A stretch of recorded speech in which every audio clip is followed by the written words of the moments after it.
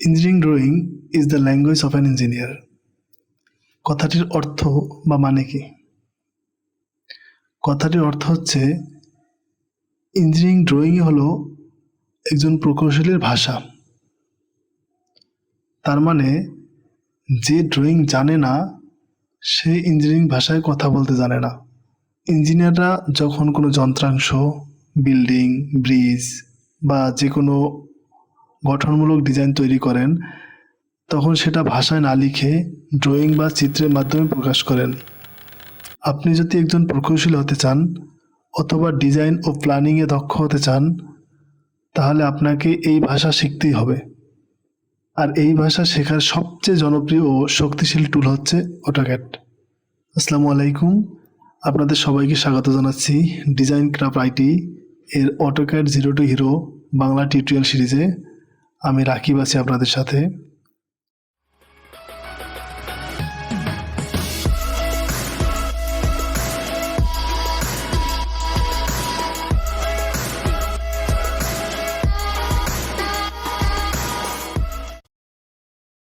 তো প্রথমে আসি অটোক্যাড কি।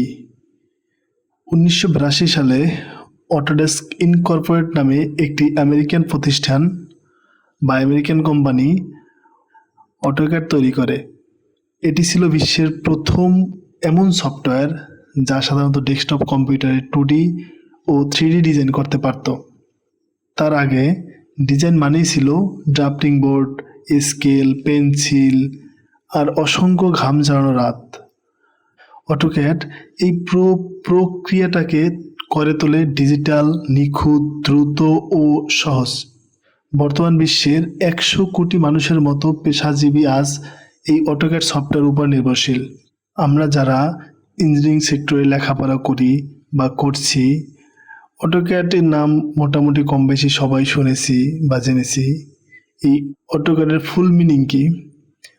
অটোক্যাডের ফুল মিনিং হলো অটো কম্পিউটার এডিট ডিজাইন, যার অর্থ স্বয়ংক্রিয় কম্পিউটারের সহায়ক ডিজাইন। যদিও অনেকে বলে অটো এর কোনো ফুল ফর্ম নেই, এটি অটোডেস্ক কোম্পানির একটি নাম। এরপরে আসি হোয়াই উই ইউজ অটোক্যাড। আমাদের অনেকের মনে এই প্রশ্নটি জাগে যারা নতুন আছি যে অটোক্যাডটি কেন ব্যবহার করতে হবে। অটোক্যাড ছাড়া তো আর অনেক সফটওয়্যার থাকতে পারে বা আছে, যেমন রেভিট, লেট্রাক্যাড, আর্কিক্যাড, এরকম অনেক সফটওয়্যার আছে যেগুলো দিয়ে আমরা ড্রয়িং করতে পারি। কিন্তু অটোক্যাডই কেন আমরা ব্যবহার করব অন্য সফটওয়্যার বদলে? অটোক্যাড এমন একটা ডিজাইন সফটওয়্যার যার মাধ্যমে আমরা ঘর বাড়ি, যন্ত্রপাতি, রাস্তা, ব্রিজ, এমনকি ইন্টেরিয়র ডিজাইন পর্যন্ত করতে পারি। তো অটোক্যাডই আমরা কেন ব্যবহার করব? সেক্ষেত্রে আমাদের অনেকগুলো পয়েন্ট আছে বা কারণ আছে। সেক্ষেত্রে প্রথমত হলো বিশ্বজুড়ে স্বীকৃত সফটওয়্যার। অটোক্যাড হলো সারা বিশ্বের সবচেয়ে জনপ্রিয় একটি ক্যাড সফটওয়্যার, যেখানে ইঞ্জিনিয়ারিং, আর্কিটেকচার অথবা ডিজাইন সংস্থা, বেশিরভাগ সংস্থাই অটোক্যাড ফাইল চায়, কারণ এটি হলো ইন্ডাস্ট্রি স্ট্যান্ডার্ড। তো সেক্ষেত্রে আপনি যদি অন্য কোনো সফটওয়্যার থেকে কাজ করেন এবং আপনাকে যদি ক্যাড ফাইল চাওয়া হয় তখন তো সেটা নিয়ে আপনার সমস্যায় পড়তে হবে। তো সেক্ষেত্রে বিশ্বজুড়ে যেহেতু সবচেয়ে বেশি ব্যবহার করা হয় অটোক্যাড, সেক্ষেত্রে আমরা অটোক্যাডটাকেই প্রেফার মনে করি সবাই, বা আমরা অটোক্যাড নিয়েই কাজ করতে স্বাচ্ছন্দ্য বোধ করি। এরপর আসি অ্যাকুরেসির দিক থেকে বা নির্ভুলতার দিক থেকে। অটোক্যাড দিয়ে আমরা মিলিমিটার লেভেলের সঠিক ডিজাইন করতে পারি। Scale, unit, coordinate, snap, function সব কিছু আছে নিখুঁত ডিজাইনের জন্য। বিশেষ করে স্কেল ড্রয়িং, অটোক্যাডের মাধ্যমে আমরা স্কেল ড্রয়িং করতে পারি।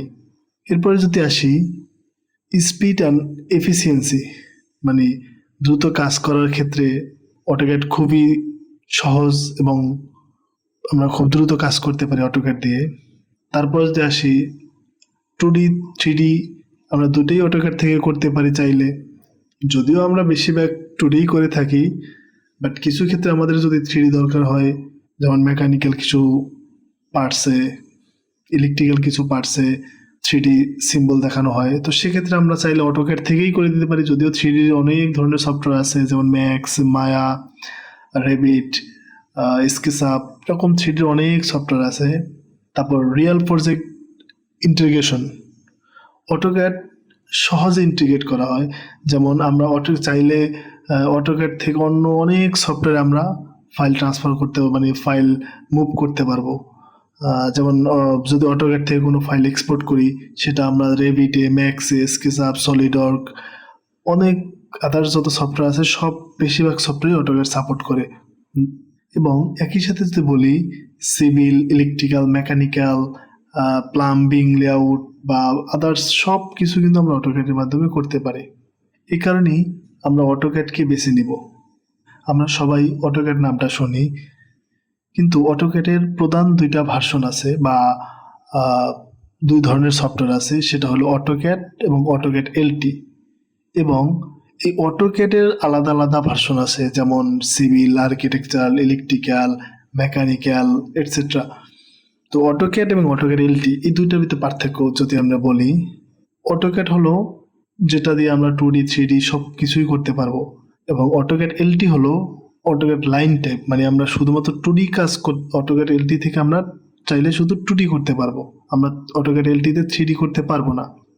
তো এই জায়গায় যদি আমরা প্রশ্নে আসি যে কেন অটোক্যাড কোম্পানি দুইটা সফটওয়্যার অটোক্যাডেরই তৈরি করলো, অটোক্যাড এবং অটোক্যাড এলটি।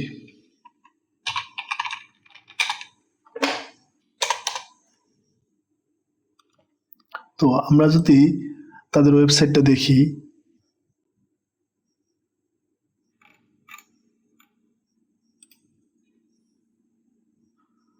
তো অটোক্যাড এবং অটোক্যাড এলটির যদি প্রধান পার্থক্য দেখি আমরা, সবার আগে যেটা আসে সেটা হচ্ছে এর প্রাইস।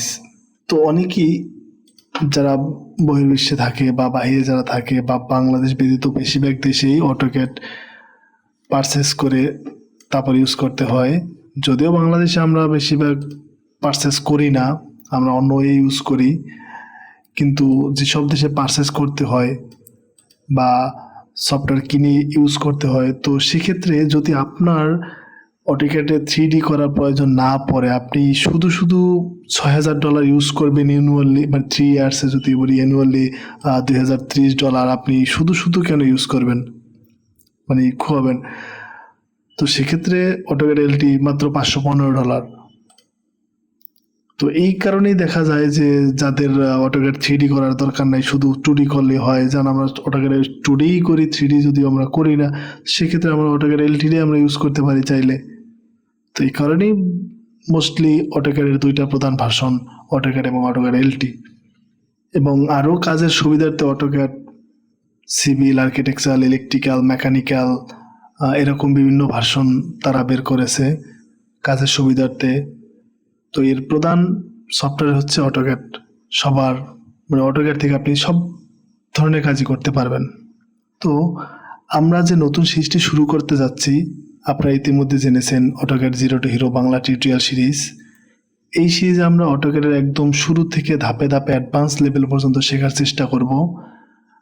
অটোক্যাড 2D আমরা এমনভাবে শিখাবো, আপনি সিভিল, আর্কিটেকচারাল, ইলেকট্রিক্যাল কিংবা মেকানিক্যাল যে বিষয়ের স্টুডেন্টই হন না কেন, আপনারা যদি আমাদের ভিডিওগুলো নিয়মিত দেখেন, আপনারা প্রত্যেক ইনশাল্লাহ সুন্দরভাবে ড্রয়িং করতে ও বুঝতে পারবেন। আমি কথা দিলাম, আমি নিয়মিত ভিডিও আপলোড করার চেষ্টা করব, তবে অবশ্যই আপনাদের আগ্রহ থাকতে হবে, আপনাদের সাপোর্ট থাকতে হবে। তো চলুন আমরা সফটওয়্যার ইন্টারফেস সম্পর্কে পরিচিত হয়ে নিই, কিছু টুলের কাজ দেখি, আমরা আস্তে আস্তে আরও ভালো কিছু শিখব। তো প্রথমেই আমরা অটোক্যাড সফটওয়্যারটি ওপেন করে নিই। আমরা অটোক্যাড 2022 ভার্সন থেকে কাজ শিখব বা দেখব।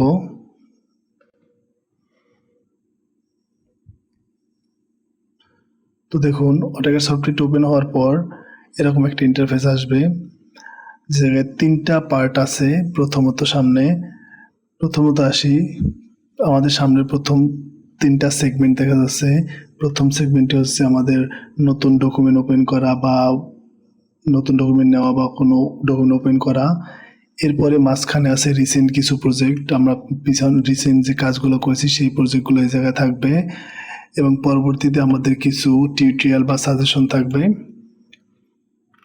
তো আমরা একটা নতুন প্রজেক্ট নিয়ে নিই, জাস্ট সিম্পল নিউ ক্লিক করে।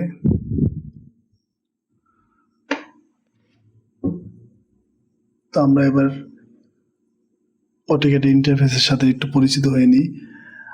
একটা বিষয় হলো, আপনি যদি পেন্সিল বা কলম ধরতে পারেন বা ধরতে শিখেন, এরপরে চাইলে কিন্তু আপনি কোনো কিছু লিখতে বা আঁকতে পারবেন। আপনি যদি কলম ধরতে না পারেন তাহলে কিন্তু আপনি কোনো কিছু আঁকতে বা লিখতে পারবেন না। তেমনি আপনি সফটওয়্যার শিখলে সফটওয়্যার থেকে আপনি যা খুশি করতে পারবেন, আপনার আইডিয়া অনুযায়ী আপনি সব কিছু তৈরি করতে পারবেন। যদি আপনি সফটওয়্যার না জানেন তাহলে আপনি কিন্তু কিছুই করতে পারবেন না। সেই অনুযায়ী আমাদের আগে সফটওয়্যার শিখতে হবে, সফটওয়্যারের বেসিক টুল শিখতে হবে, কোন টুল দিয়ে কী কাজ করে সেটা জানতে হবে। এবার আমরা চাইলে আমরা যা খুশি যে কোনো ধরনের কাজ করতে পারবো। তো আশা থাকবে কেউ ধৈর্য হারাবেন না, ধৈর্য সহকারে সবাই ভিডিওগুলো দেখবেন। আমি চেষ্টা করব সুন্দরভাবে আস্তে আস্তে বুঝিয়ে দেওয়ার, সব কিছু বোঝানোর চেষ্টা করব। কেউ যদি কোথাও বুঝতে না পারেন কমেন্ট করবেন, জানাবেন আমাদের। তো প্রথমে আমরা ইন্টারফেসটা পরিচিত হয়ে নিই। আমরা বাম দিক থেকে প্রথমে শুরু করি। বাম দিকের উপরে এই যে লাল এই লেখা আইকনটা আছে, প্রথমত এটাকে বলা হয় অ্যাপ্লিকেশন মেনু। এবং আমরা যদি লেফট ক্লিক করি, দেখেন অ্যাপ্লিকেশন মেনুতে ক্লিক করলে অ্যাপ্লিকেশনের সাধারণত যত আইটেম থাকে সেগুলো শো করছে। যেমন নিউ, আমরা যদি কোনো নতুন ডকুমেন্ট নিই বা নতুন ডকুমেন্ট তৈরি করতে চাই সেক্ষেত্রে আমরা নিউ ক্লিক করতে পারি। নিউ ক্লিক করলে আমরা নতুন ডকুমেন্ট নিতে পারি। আমাদের রিসেন্ট কোনো কাজ করা থাকলে সেক্ষেত্রে আমরা ওপেন করতে পারি। সেভ, আমাদের কোনো কাজ করা হয়ে গেলে আমরা সেভ দিতে পারি বা সেভ অ্যাজ দিতে পারি। আমরা চাইলে কোনো কাজ পিডিএফ বা অন্য কোনো সফটওয়্যার থেকে আনা কিছু ইম্পোর্ট করতে পারি। আমাদের তৈরি করা কাজ আমরা চাইলে এক্সপোর্ট করতে পারি, সেক্ষেত্রে DWF, পিডিএফ, TGN, আমরা আদার্স অনেক ফরম্যাট আছে যেগুলো থেকে আমরা এক্সপোর্ট করতে পারি। পাবলিশার থেকে আমরা চাইলে পাবলিশ করতে পারি, কারো কাছে মেইল করতে পারি সরাসরি জায়গা থেকেই।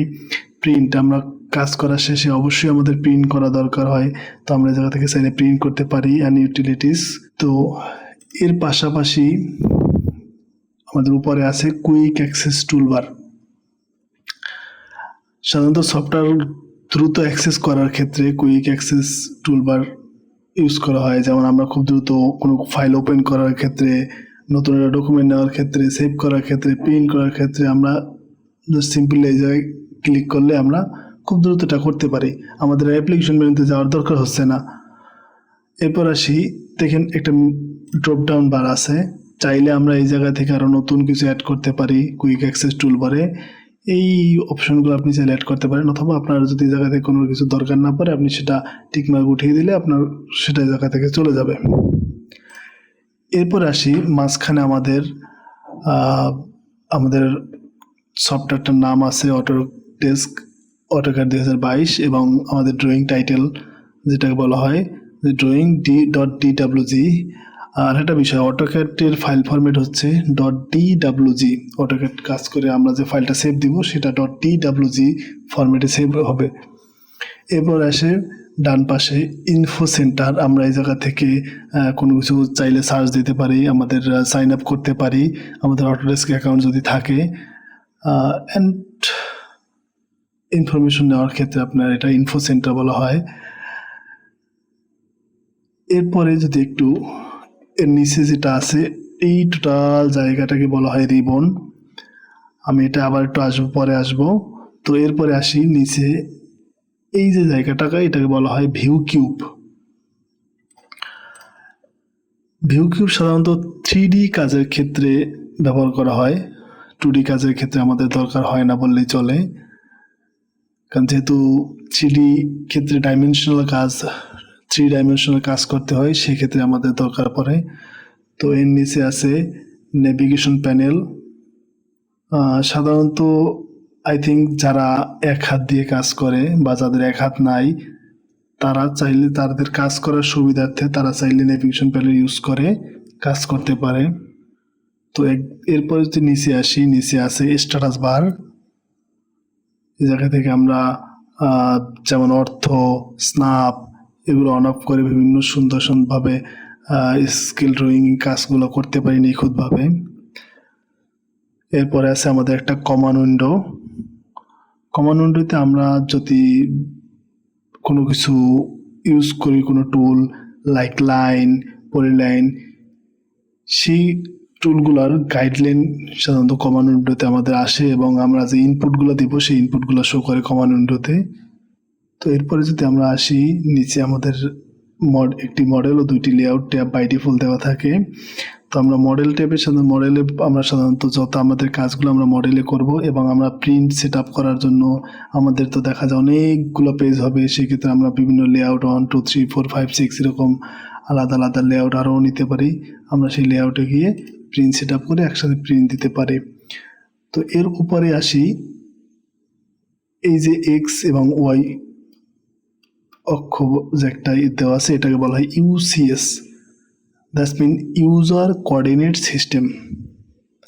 একটা বিষয় বলে রাখি আগেই, অটোক্যাড কিন্তু একটা কোঅর্ডিনেট সিস্টেম অনুযায়ী কাজ করে। যেমন আমরা গ্রাফ করছি, সেই গ্রাফের মতো।